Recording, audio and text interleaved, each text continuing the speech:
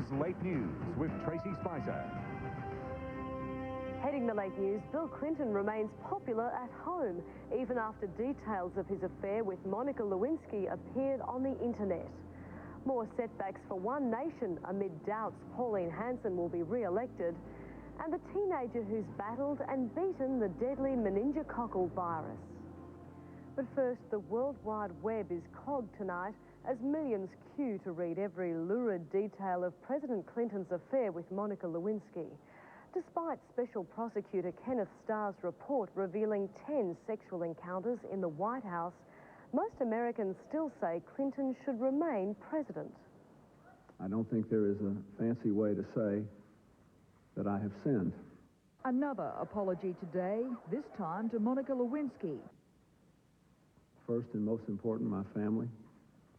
Also, my friends, my staff, my cabinet. Monica Lewinsky and her family, and the American people. Hours later, the internet was swamped by a record number of hits to read Kenneth Starr's report, titillating details of a series of encounters ranging from the president and Monica Lewinsky fondling each other to Mr. Clinton receiving oral sex while he phoned a member of Congress. The report reveals a dress worn by the intern tested positive in a match of Mr. Clinton's DNA, and that on one occasion he told her all he had time for was a quick kiss because he had to go to a state dinner with the Mexican president. She called him handsome, he called her sweetie. Starr found the president could be forced out of office for 5 instances of lying under oath, 4 of obstructing justice, tampering with a witness, and abusing his constitutional authority. The White House sent its own report to Congress saying the president's wrongdoing is personal, not impeachable. What we're dealing with here is whether the conduct that he has acknowledged and the allegations in the referral constitute evidence of high crimes and misdemeanors. Plainly, they do not. No comment from the president himself today. White House aides saying he will not resign and staff will be increased to fight any moves towards impeachment. Polls estimate 58% of Americans do not want their country to go through impeachment or a resignation. It's all politics. It's not about nobody really having any morals and all those things. It's all a smokescreen. If it was a businessman, you just fire him, but you can't just fire the president. Let him hang him. He's a liar. It's now up to Congress to decide whether there are grounds for impeachment hearings, which wouldn't start until next year. In the United States, Pam Mackay, 10 News. Now the election campaign and a double blow for Pauline Hanson's One Nation. The coalition is putting the party after Labor in its Senate preferences, while a new opinion poll shows Ms. Hanson struggling for re-election. A brave face from the One Nation leader, fighting the flu and an increasingly uncertain political future. You've got a lot of support in. With all the major parties putting Pauline Hanson last on how to vote cards, she now needs close to half the primary vote to win the Queensland seat of Blair. A new opinion poll has her support well short of that, but Ms Hanson says the way her party is being edged out by preference deals could backfire. It'll prove to the Australian people that here I have the major parties all out against me. John Howard, campaigning today in his home seat of Bennelong, has convinced West Australian Liberals to join all other state branches, putting One Nation last. Yes, I think it was the right decision, so you have a uniform, consistent position in the Liberal Party throughout Australia. Really? I mean, dragged, kicking and screaming into a reasonable position. This is a position they should have arrived at months and months ago, in fact a year or so ago. Mr Beazley was out pressing the flesh in Australia's second most marginal seat of Low in Sydney's inner west. Both leaders maintained a relatively low and relaxed profile, saving the action for this weekend's big campaign event, tomorrow night's televised debate. Yeah, I'm looking forward to it because I think the public is entitled to have a debate. Oh, I'm nervous. I mean, who wouldn't be? Deborah Knight, 10 News. Tim Fischer has steadfastly refused to give his preferences to the party he's called dumb and divisive. But what of the consequences? Just one question he'll face on Meet the Press at 8:30 tomorrow morning, right after Newsweek here on 10. Australia's expected gold medal haul has started in style at the Commonwealth Games in Kuala Lumpur. Cyclist Jay Sweet secured the first gold of the Games in the men's road race While in the pool, teenager Ian Thorpe put in an inspirational performance in the blue ribbon 200 metres freestyle final. Attention on day one at the pool focused on the battle for the 200 metres freestyle final. After breaking the Commonwealth record in the heats, teenage star Ian Thorpe was never headed as he went in search of the world mark. Oh, he's missed it by 100th of a second. That's not fair. Michael Klim and Daniel Kowalski completing a stirring Aussie trifecta. Thorpe's teenage counterpart Simon Cowley also powered home to snatch gold in the 100 metres breaststroke, while Phil Rogers picked up silver. And Susie O'Neill kicked off her campaign in style in the 100 metres freestyle. In one of her weaker events, O'Neill broke the Commonwealth record, but the determination of England's Sue Rolfe proved to be the golden performance. Oh, they haven't just broken the Commonwealth record, Nicole, they've smashed it. The green and gold also led the way in the 184-kilometre men's road race. Jay Sweet, the only Aussie in a five-man breakaway, the experienced sprinter, timing his run to the line to perfection. It's going to be pretty straightforward for him. Sweet of Malaysia gets second. To be the first event and be the first medal, oh, you couldn't believe how happy I am. And there was no trouble for Australia's cricket and rugby sevens teams. The Sevens scored at will in their 50-point demolition of the Cook Islands, while Adam Gilchrist led the Aussie cricketers to a comfortable 7-wicket victory over Antigua. Stuart Matters, 10 News. And Bill McDonald will have a full roundup of all the day's action at the Kuala Lumpur Games in sports tonight, right after this bulletin. Still ahead in 10's late news, Russia's new Prime Minister warns Parliament to fall into line. And a building erupts in a spectacular fireball in South Korea.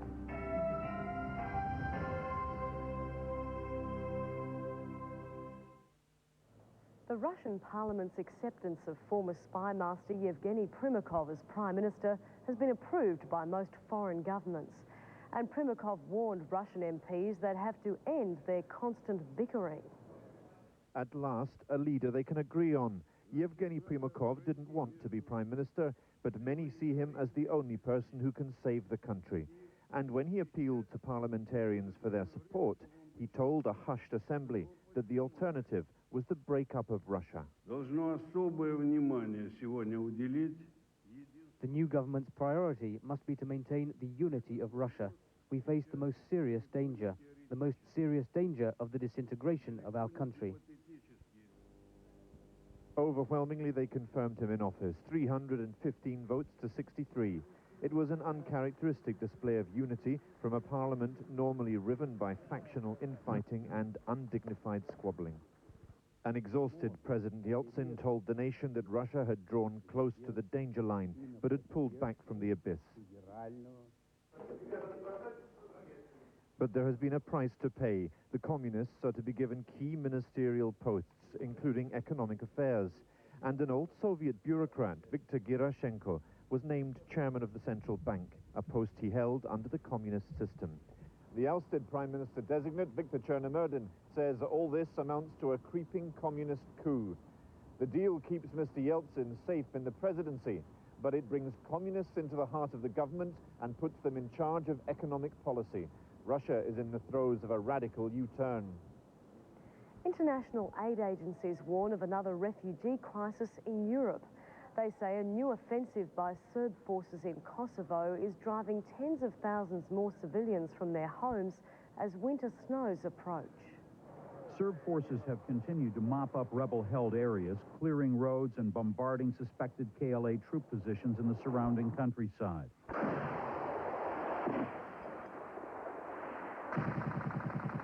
As Serbian and Yugoslav troops advance, the scene in the woods where Kosovo Liberation Army forces still operate is quite different.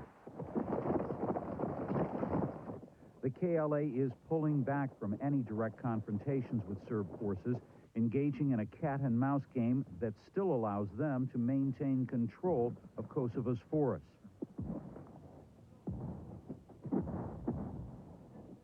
While the KLA forces take cover at the sound of tank, rocket, or mortar fire, most of that fire is not aimed directly at them. Instead, villages in the overwhelmingly ethnic Albanian province are being pounded by artillery and burned.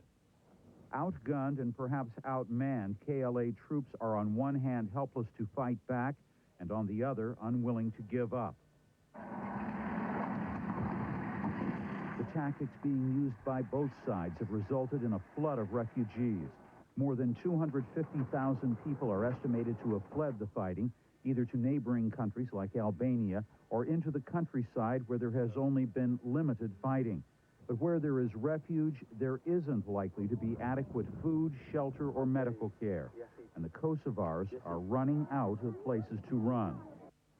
At least 46 people were injured in a spectacular explosion at a gas storage depot near the South Korean capital of Seoul. Fire crews were fighting a small blaze at the liquefied gas refilling station when a massive explosion ripped the plant apart. 18 of the injured were firefighters. The blast sent a huge fireball boiling into the sky while flames engulfed dozens of cars, fire trucks and surrounding buildings, forcing thousands to flee. Officials blame faulty equipment and a disregard for safety procedures. Locals say the explosion caused an earth tremor that shook buildings several kilometres away. Bangladesh's worst floods for more than a century are finally beginning to ease. But aid workers say tens of millions still face starvation and disease, with 2/3 of the country underwater. This is the only way for many to reach their homes, even in the capital. It's now not just the worst flooding in Bangladesh in living memory. In some parts of the country, it's the most devastating for a century, and the misery it's inflicting is increasing by the day. Some have given up the struggle to keep the floodwaters at bay and moved out altogether. The fate of a large swathe of Dhaka depends on whether this dam holds. They've been working round the clock to shore it up, and the different religious communities have turned to their faith in the hope of staving off the worst. Across much of the country, villages have become islands. The task of getting emergency food supplies to their inhabitants is immense, and just as alarming, by now, they should be planting the new season's crops. Today, as every day during the crisis, this hospital has treated a stream of people severely weakened by diarrheal diseases, and doctors say that's almost certain to continue, even when the waters recede. And in America, a freak storm has all but crippled huge areas of Texas and Louisiana. The overnight downpour dumped more than 20 centimetres of rain on Houston, bringing the city to a standstill. Flooding rains from Tropical Storm Francis drenched the Houston metro area for more than 24 hours, dumping some 10 to 12 inches of rain and pushing bayous out of their banks and into the city. Forget the morning commute, more than a quarter of the county's watershed was flooded, leaving stretches of at least 3 Houston interstates completely underwater. Many who tried to drive ended up fleeing their vehicles or watching them float away. Even police units were caught in the storm. On nearby Galveston Island, rain and surf pounded the shore, scattering debris along the beach. Just last month, Tropical Storm Charlie swept through here. Now the cleanup begins again. When Tense Lake News continues, tragedy at a scout camp in Victoria. And the house from hell headed for heritage listing. Tragedy at a Victorian scout camp. A 12-year-old boy was killed at Riddles Creek when a tree branch crushed the tent in which he and several others were sleeping. 7 boys from the Craggieburn Scout Group in Melbourne's north had just gone to bed when tragedy struck. The limb of a broadleaf peppermint gum tree snapped, killing the 12-year-old boy. Obviously, there was a lot of confusion, a lot of disbelief with what had occurred. More than 200 scouts were camping in bushland at the Rowan Scout Camp near Riddles Creek. Organisers say heavy rain may have contributed to the accident. It's an accident of nature. It's a freaky accident. The young boy's brother was asleep next to him at the time of the accident. Miraculously, he escaped without injury. A 13-year-old boy also in the tent was taken to hospital with a broken leg and pelvis. It's ironical that people that love the peace and tranquility of Riddles Creek should be awakened to news such as this. The Scout movement is devastated. Councillors were called in and activities for the rest of the weekend were cancelled. The Scout Association hopes this act of nature won't tarnish its good reputation. Well, I think we've got a very good record. I don't believe that, as I said before, this is the first death I can remember for some time. Raquel Stevens, 10 News. Sydney detectives are still hunting for clues to the killer of an elderly pensioner. The body of 67-year-old Celia Okiuzi was found by her husband in their southwestern Sydney home last night. She'd been bound and gagged but bore few signs of injury. Police believe robbery was the motive for the attack but have found no signs of forced entry. A Victorian teenager today spoke of surviving the deadly meningococcal disease. She says quick action by her sports trainer saved her life. 17-year-old Melek Haydar is happy to be alive. A week ago, she was just hours away from becoming South Australia's 7th meningococcal death. I just wanted to sleep. I felt really, really weak and I was scared because I didn't know what to do, how to react to it. I thought it was just a, flu. Melek arrived in Adelaide last week as part of the Victorian under-19 soccer team. During her first day of training, she began to experience a fever, high temperature and stiff neck. Melek's trainer rushed her to hospital, where she was diagnosed with the potentially fatal meningococcal disease. I thank him, and I want him to know that I really appreciate everything. She says Mark is a lifesaver. Yeah, but I don't look at it that way. I just look at it that I was brought to South Australia to do a job, and the job was to maintain the well-being and health of my players, and I did that. Melek, who spent 5 days in hospital, feared the worst. I was just thinking about my family. That was the only thing I thought about, my family, my parents, my brother, my sisters. If I was ever going to see them again, I didn't know how to react to it, and I was just constantly crying. Melek must continue taking her medication for at least another week. She returns home tomorrow and is looking forward to putting her near-fatal health scare behind her. Adrian Rochella, 10 News. A baby who's touched the hearts of many Australians has left her hospital bed in Victoria. Melbourne's Royal Children's Hospital has been home to baby Kristen for the past month while she was treated for a tumour. What was a tiny pink birthmark at birth 12 weeks ago grew to cover most of her face and tongue. Medication has now slowed its spread, and the family hopes an American specialist can completely cure the problem. A spectacular show of strength at a campaign for action against child abuse. Called White Balloon Day, it marks the end of Child Protection Week. Dozens of balloons were released in Brisbane as a call to break the silence surrounding child sexual abuse and to recognise those who've survived such attacks. These are lives, these are little children whose lives we're damaging by having the blinkers on. Proceeds from the sale of the white balloons go to support victim services. There's a house in Sydney its neighbours claim is something out of a horror movie. But this worst house in the street is set to be heritage listed. It's like stepping into a time warp back to another era when kitsch was king. It reminds me of something out of a horror movie, actually, with the gargoyles and things. Well, they're security-conscious lions guarding the front door. Yes, there are pink flamingos, ducks in flight, a mermaid or two, even a matching dog kennel. Very creepy. They've got, all the ceilings are coloured like the sky. And all too much, say the neighbours, and with the creator long since departed to that great art gallery in the sky, they want Twin Palms Oasis bulldozed. The National Trust has other ideas. Believe it or not, a heritage listing is on the cards. Oh, no. No. Knock it down. It really is an eyesore. And just to prove it doesn't have to be grand to be heritage listed, this place has just hit the market at around $400,000 and comes complete with its own well-established termite family. Built in 1880 as a fish shop, then later a bootmaker's, this home is only for the motivated. No, I can't demolish it. It will be put back the way to us. At least the neighbour is willing to do a deal. Send me the check. Darren Roberts, 10 News. And still ahead in 10's Late News, the National Weather Report, the perfect pet, and then Sports Tonight with Bill McDonald. Thanks, Tracy. Ahead in the show, all the highlights from the US Open, a heart-stopper in the Rugby League, and getting down and dirty. Swans and Crows battle to the death. Amongst the water. They haven't spotted him. He goes long away. Let's take a look now at the weather details right across the nation. And today saw clear skies in Cairns, Townsville and Brisbane. Cloudy, then late storms around Sydney. Rain in Canberra with showers for Hobart, Melbourne and Adelaide. Perth was cloudy, but skies were generally clear across the centre and the top end. The satellite shows cloud persisting along the southern coast, with heavier cover fairly general in the southeastern corner. To the synoptic chart now, and that shows the heavy cloud associated with that low passing Bass Strait, with another front ridging up from the Southern Ocean. To the forecast now, and tomorrow should see the fine weather continue in Cairns, a top of 29 degrees. Clear after early showers in Townsville, 28. A few storms possible around Brisbane, a maximum of 26 degrees.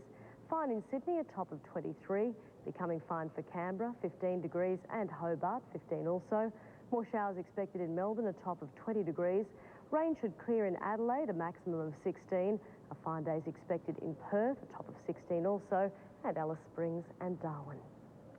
From the land of the Tamagotchi pocket pet, now comes the mechanical Moggy.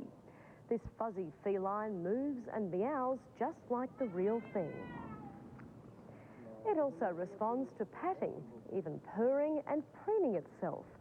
The clever cat memorises its owner's voice and afterwards reacts only to that sound. The cuddly kitten's programmed to respond with several moods. But no matter how catty the kitten, at least there's no cleaning up. And that's 10's Late News for this Saturday night. Thanks for joining us. I'll be back with our next national bulletin at 5 tomorrow evening, but stay with us now for all the action in sport tonight with Bill McDonald. I'm Tracy Spicer. Good night.